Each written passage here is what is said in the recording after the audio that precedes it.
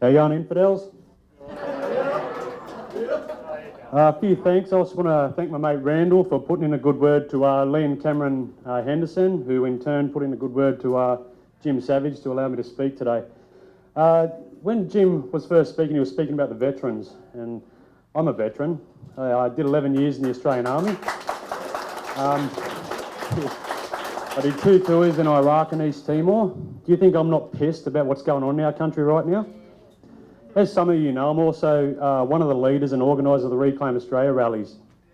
I've got a memory jogger here. I'm a little bit nervous. You'll have to bear with me. When I regret a little bit, I procrastinated when the candidacies went out for Fraser Anning's party.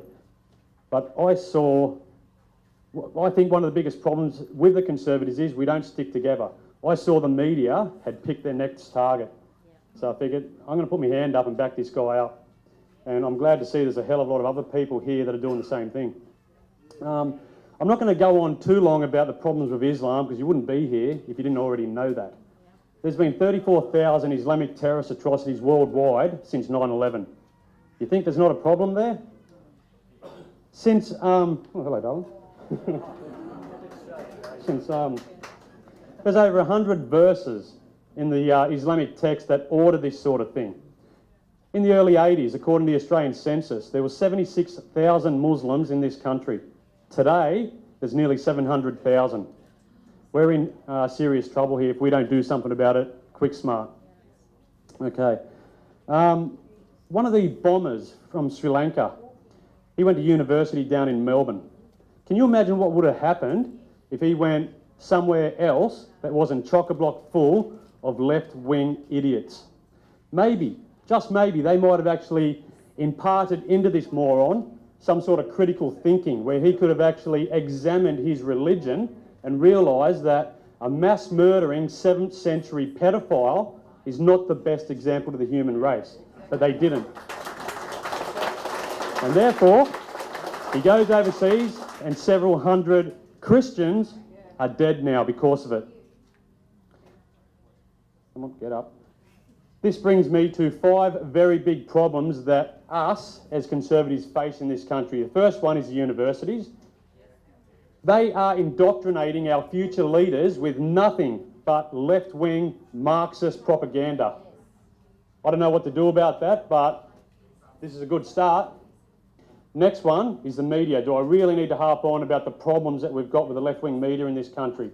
Look what Koshy and Hinch did to Pauline Hanson not so long ago. Absolutely hammered her, and I think it actually backfired on them. I mean, I want to talk about Darren Hinch, actually. I take my hat off to that bloke because he's willing to do jail time for standing up against child molesters. But on the other hand, he's actually standing in support of the most famous frickin' pedophile the world has ever known, Muhammad. Anyone who criticises Islam, according to him, is a racist. The bloke's a moron.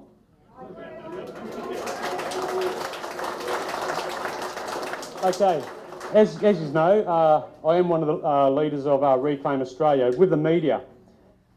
When the very first rally happened, we had roughly 12 to 15,000 people all around the country show up to our rallies. Down in Melbourne, about 10 neo-Nazi dickheads decided to show up. Excuse the language. Who do you think the media paid 100% of their attention to? Them. It wasn't the blacks, it wasn't the Jewish people, it wasn't the people from all different walks of life that have come to make this country their home. No. They wanted to paint a picture, and they actually done a pretty good job too, the bastards. I said to Fraser Anning before, like, I watched the press interview that he did yesterday, and the media just kept on asking the same question over and over and over again. I think they were trying to get a bite out of him, like trying to get a rise so then they could paint him in a bad light there. Now, they were asking him about the bloke that got in the scuffle with the reporter down in Cronulla, I think it was, yesterday or the day before. Do the media hold the Greens responsible when their supporters scale Parliament, glue themselves to seats, put dye in the water fountain down there? No, they don't. Di Natale gives them a big cuddle, welcomes them into Parliament.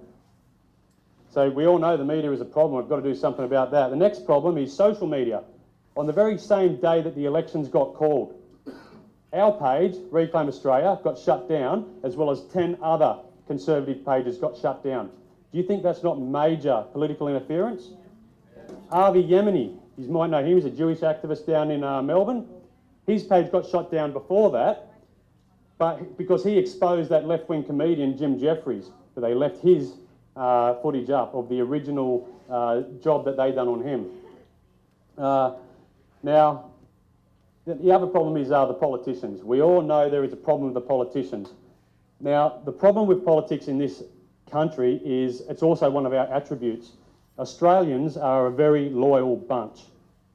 Now, we are treating, how many people here know Labor supporters who have voted Labor their entire life? And they'll never switch, no matter how bad they do. They treat their political parties the same way they treat their football teams. But the problem is, if the Broncos lose a football game, it's not going to affect our children's future, is it? But they keep voting for these morons. And you can't say anything to them. But we have to. We have to get through to them. Now, the last problem I see in this country is actually a little bit of a thorn in the side for me. I'm a Christian. I was actually supposed to give an apologetics lecture tonight at the church that I attend. But I figure this was more important. The churches, according to the last census, we make up nearly 52% of the country, the Christians in this country, okay? Unfortunately, the churches are not speaking out against Islam at all. Yes.